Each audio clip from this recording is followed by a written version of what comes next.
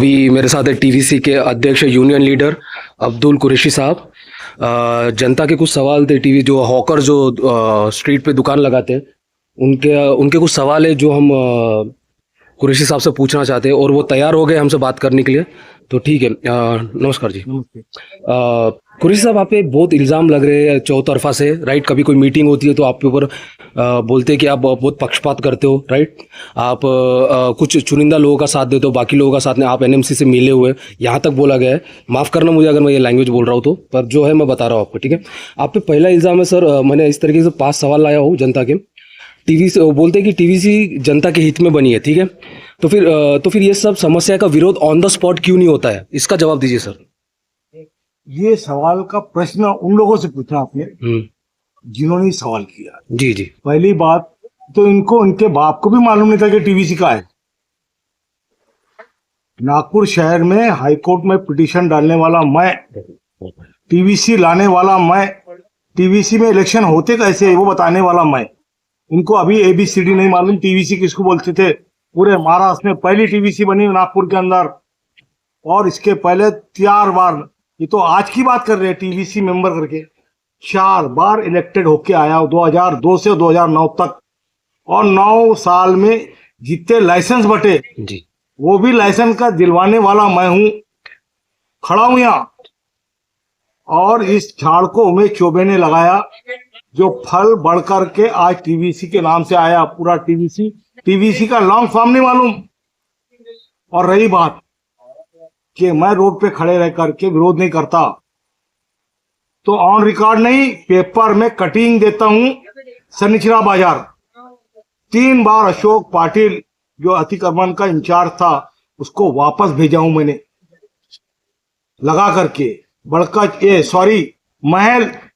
महल में जब भी अतिक्रमण की गाड़ी आती है तो मैं विरोध करके अपने साथियों की दुकानें लगवाता हूं। एसटी स्टैंड मैंने विरोध करके दुकानें लगवाया। मगर रही बात, इल्जाम लगाना बहुत दूर की बात है। आप पहले टीवीसी समझ लो, 2014 का एक्ट पढ़ लो। 2014 का एक्ट पढ़ाने वाला भी मैं हूं कि कौन सा नियम कहां लिखा है, ये बताने वाला भी मैं हूं कि नहीं रे बाबा ऐसा नहीं, ऐसा ये यहाँ लिखा हुआ है। ठीक है। तो ये जो इल्जाम लग रहे हैं ना, इल्जाम से मेरे को फर्क नहीं पड़ता। ओके। और दूसरा भी एक है कि जब लाइसेंस धारकों को लोगों ने पैसे भर के उन पर, जब लाइसेंस धारक लोग हैं जो दुकान लगा रहे, फिर भी उन पर कार्रवाई क्यों हो रही है सर?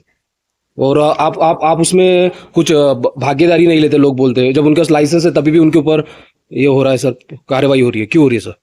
तो ये भी प्रश्न उन लाइसेंस धारकों से पूछना जी जी। जिनके पास में लाइसेंस वैलिड है। ओके।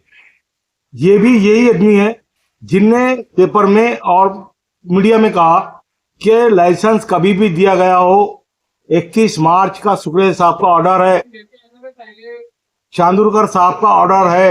ऐसा नहीं, रफ नहीं बता रहा हूं, ओरिजिनल बता रहा हूं। और अधिकार से कि ये कोर्ट के ये ऑर्डर में ये लिखा है की केव्हाही महानगरपालिकाने कोणताही लायसन दिली असेल, जर त्याला रिन्युअल केला नसेल आणि कोणती परिस्थिती निर्माण झाली असेल तरी तो लायसन लागू राहतील। आणि तुम्ही एक सांगा मुझे कि मैं अगर तुम्हारे को बोलता हूं कि जिस तरीके से तुम दुकान लगाओ, आप यूनियन किस क्या बोलती है? यूनियन उसको बोलता है जो सबको ग्रुप को लेके चलता है। बिल्कुल। अगर आप मेरी बात ही नहीं सुनना चाहते हो, आप अगर मैं बोलता हूं कि नहीं रे बाबा इतनी बड़ी दुकान मत लगा, छोटी दुकान लगा, तो आप मेरे को बोलते हो कि हाँ लीडरी कर रहे हो। अरे तुमसे 5 रुपए नहीं खाता पे मैं। इल्जाम आप पे, तीसरा इल्जाम एक और है आप पे, क्या टीवीसी सिर्फ सीताबर्डी वालों के लिए काम करती है? महल, कमाल चौक, आईटी पार्क, रामनगर, यहाँ कोई टीवीसी के लोग स्थिति जानने क्यों नहीं आते? ये बहुत बड़ी प्रॉब्लम है। लोग बोलते हैं क्यों नहीं आते टीवीसी के मेंबर वहाँ की स्थिति जानने के लिए? हाँ। सिर्फ सीताबर्डी का मैटर उठाते हैं आप लोग हमेशा, क्यों? ये कि तुम सीताबर्डी वाले नहीं बन सकते। इस झाड़ को जो लगाया गया 97 में, वो पहली petition Sitabuldi main road association की थी, और सीताबर्डी से ही हॉकर्स को न्याय मिला और न्याय की प्रतिक्रिया शुरू हुई। टीवीसी लाइसेंस यहीं से बनना शुरू हुए। और आपके पास में आओ तो मैं आपको उदाहरण देता हूं क्यों नहीं आते करके। आप एक पिटीशन नहीं डाल सकते, आप बैठ के अच्छे से बात नहीं कर सकते, आपको कानून के नियमों का नॉलेज नहीं।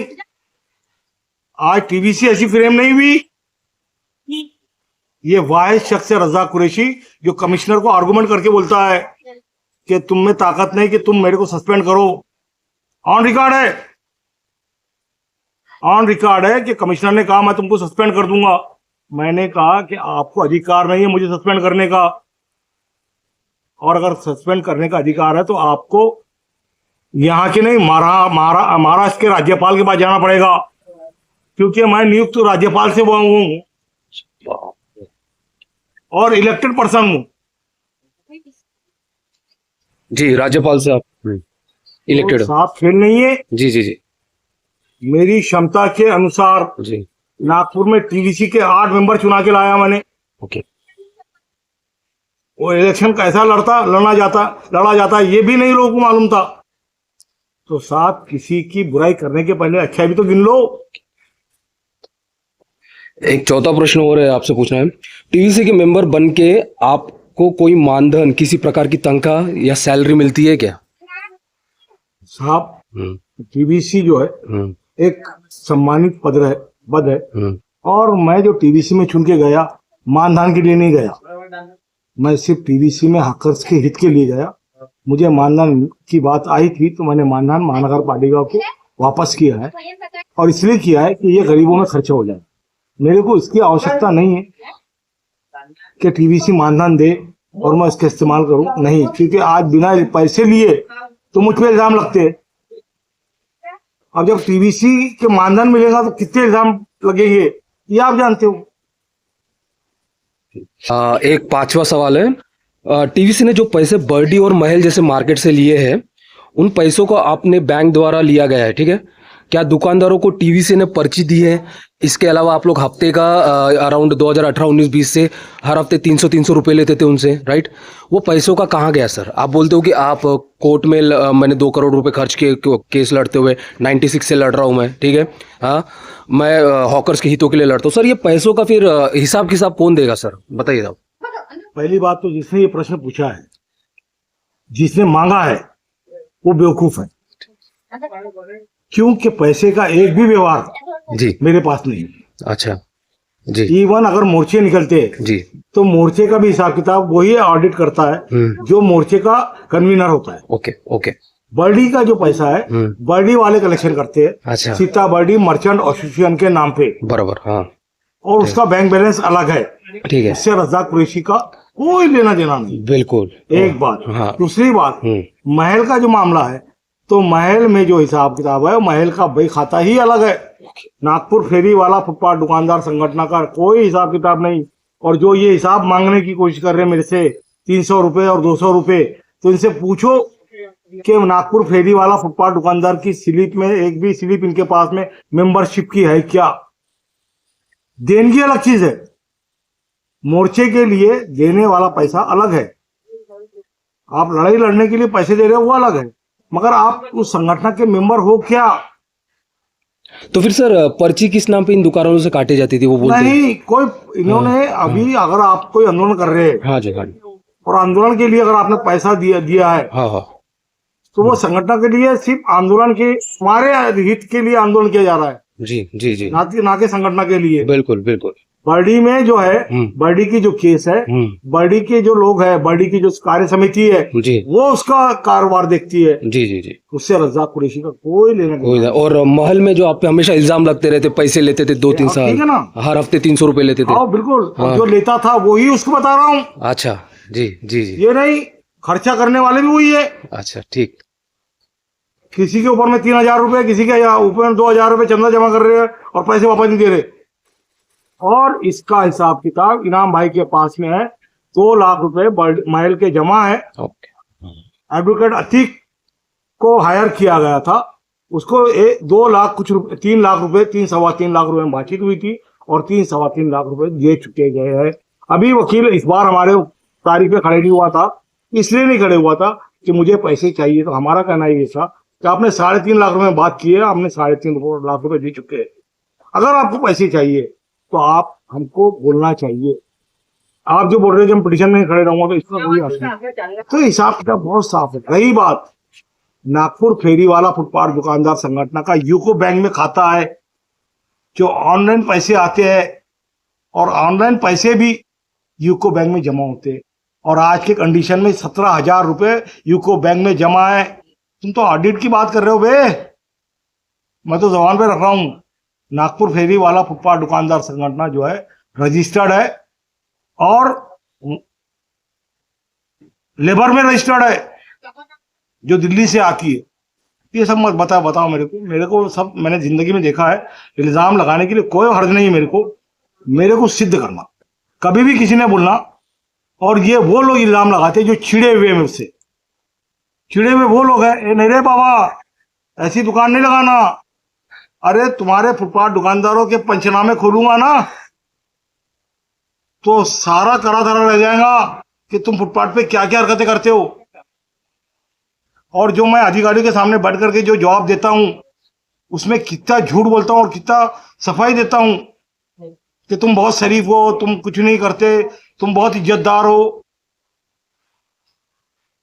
तो मेरे को सब मालूम है कि तुम्हारे क्या क्या हरकतें हैं। इसलिए बात को रहने दो, इल्जाम लगाने कोई हर्ज नहीं। मेरे को तुमको थोड़ी हिसाब देना है। मेरे तो दिन आप बाकी बचे हैं, थोड़े से जाऊंगा ऊपर हिसाब दूंगा। बहुत बढ़िया, बहुत बढ़िया।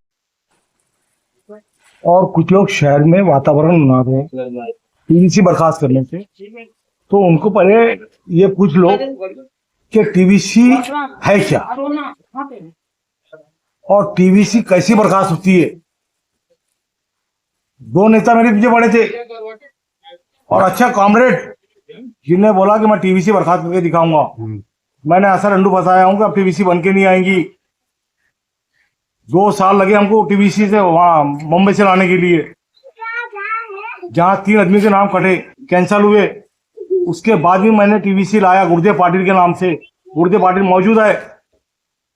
कोविड काल में जब इलेक्शन हुआ, 19 में इलेक्शन हुआ और 22 में टीवीसी गठित हुई।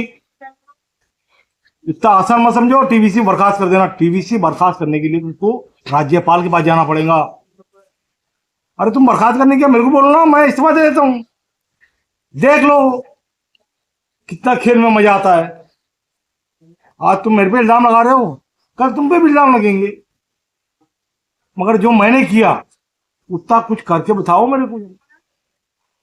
टीवीसी मेंबर बनना बहुत इजी है, अभी मैंने देखा है, मगर उसका इम्प्लीमेंट करना इतना आसान नहीं है। एक एक आदमी खड़े होकर रोड पर प्रश्न पूछता है, ये क्यों नहीं हुआ, ये क्यों नहीं हुआ, ऐसा क्यों। आज मैं वकील को बता रहा हूं कि ऐसा क्यों। आज के नवभारत में आर्टिकल छपा है जिसमें मैंने टीवीसी बर्खास्त होने के पहले उन्होंने जो प्रश्न किए थे मुझसे कि जो हाकर जो है वो रद्द किया जाए, मगर मेरी सूझबूझ और दिमाग कि मैंने 24 में भी एक पत्र दिया था कि जो शहर की सीमा रेखा बढ़ गई है, पॉपुलेशन बढ़ गया है, इसलिए नए हाकर जोन बनाया जाए और जो पुराने हाकर जोन डिलीट किए गए उसका पुनर्निरीक्षण किया जाए। और वही आज कागज हमारे काम में आ गए। ये बताने से मेरे को कुछ नहीं फर्क पड़ता। मैं लड़ रहा हूं 228 वालों के लिए। और जो आप बड़ी बड़ी बातें करते हो ना कि 3,000 लोगों के लिए क्यों कर रहे हो, मैं 3,000 लोगों के लिए इसलिए कर रहा हूं कि जैसा तुम्हारा चल रहा है गाड़ा, केक के पीछे 2 बढ़िया रहे, ऐसा चलते रहे। क्योंकि प्रशासन जो है ना तुमको लाइसेंस देने के मूड में नहीं है। और तुम लाइसेंस की बात कर रहे हो ना, अरे तुमने तो वो हरकतें की हो कि अगर मैं सिर्फ बोलूं तो तुम्हारे लाइसेंस रद्द हो जाए। मेरे पास में इतना मतलब जखीरा भरा हुआ है और तुमने जो हरकतें की हो वो सब मेरे पास है। मैं मुंह पे लाना नहीं चाहता और लाने मत देना मेरे को। हाँ, जो भी करना है आमने सामने करना। बोल दो रज्जाक शाह ऐसा हो गया, पीछे बाजे बजा के कुछ नहीं होता। अभी तुम मार्केट में नए आए हो। मैं उमेश चौबे और बहादुर का गुरु शिष्य हूं, जिसने कभी 5 रुपए खाया नहीं किसी के और सिर्फ तंबाकू की पूरी जेब में रखा। मेरे पास भी वही है, मेरा जेब दोनों खाली रहते हैं। मेरे चाहने वाले हैं बेचारे, जो मेरी मदद करते हैं बिना पैसे के। उम्रा करके आ गया, अब हज को जा रहा हूँ, इससे ज्यादा और अल्लाह ताला से क्या दुआ मांगू। जो आदमी को पैरालिसिस मारा और जो आदमी को 1 घंटे में लिया के लोगों ने दवाखाने में भर्ती करा, आज मालिक का एहसान है कि खड़ा हूं, तुम्हारे सामने खड़ा हूं। तो ये दुआएं है गरीबों की। जगह बाजारों में बेचा नहीं मैंने, ना किराए से दिया, और ना ये इसलिए नेता बना कि मैं अपनी जगह किराए से बांटू। खुजाना मत, खुजाओगे तो पूरा चिट्ठा बाहर कर दूंगा। और जो इल्जाम लगा रहे हैं ना कि हमने 35,000 रुपए लिया के दिए, तो उनसे पूछना, जिस भी भगवान के पास में खड़े रहते हो, जिस भगवान को चाहते हो, वहां खड़े रह के रज्जा कुरैशी का नाम लेके बोलना कि चचा हमारे ठेले चले गए हैं, हमको छुड़ा के दो किसी भी हाल में, क्योंकि माल भरा हुआ है। अगर माल आज ठेला नहीं छूटेगा तो कल पूरा माल और ठेला सड़ जाएगा। और तुम्हारे को वो ठेले मैंने जो 2 महीने में मिलने वाले थे, वो 1 दिन में सुबह जब्ती हुए शाम में छुड़ा के दिया। उसके 35,000 40,000 जो भी तुमने दिए लाके, वो तुम्हारे सामने मैंने उस आदमी को दिया जिसको देना था। इंसान ने भूलना नहीं। मैंने 2 बार लोगों से कहा कि तुमने ये नाम लिया हो मेरा, खंडन करो, खंडन करो, बताओ। अरे पहले अपने गिरेबान में झांक के तो देख लो कि सच्चाई क्या है। अरे सच बोलने की आदत डालो। अबे पैसे कमाओगे, इज्जत तो कमा लो।